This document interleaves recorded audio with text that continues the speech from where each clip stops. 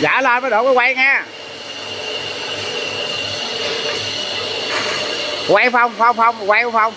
Nó coi tôi dở cặn lên đỡ qua đụng nó biết nó quay cái rồi.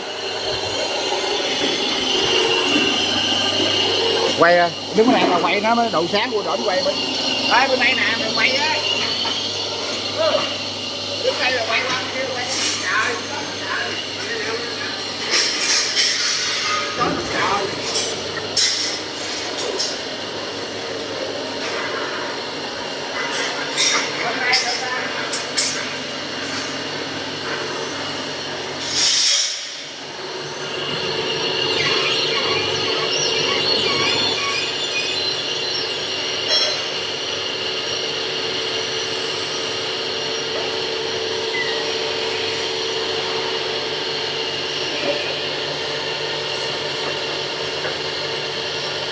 Đụng đầu Dượng ơi.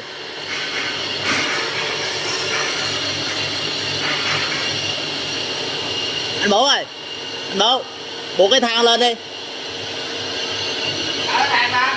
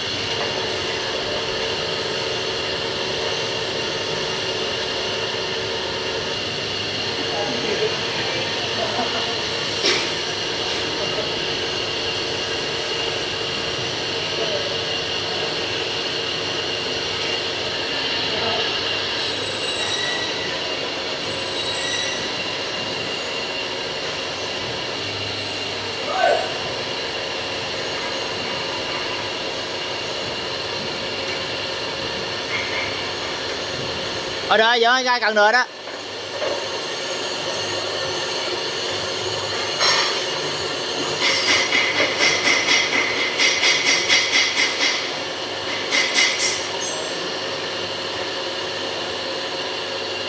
Rồi Dượng ơi ra cần luôn.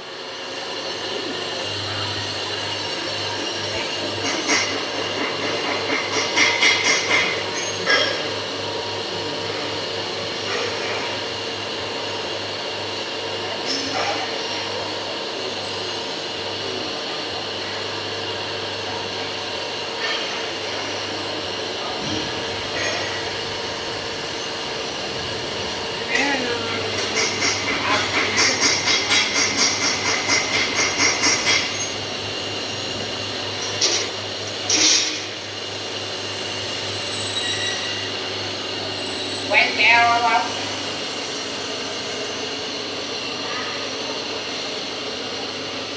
Phải nói chắc là chị của anh rồi. Không phải rồi đó.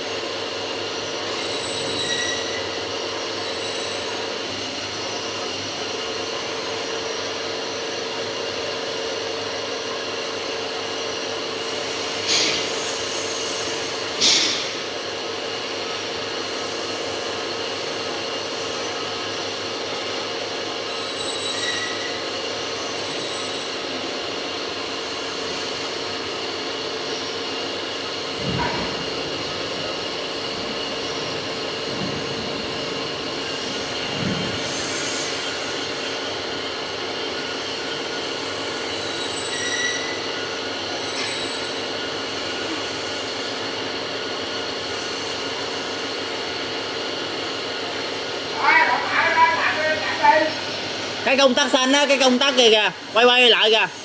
Cái công tắc kìa, quay lại á. Công tắc cung kia kìa.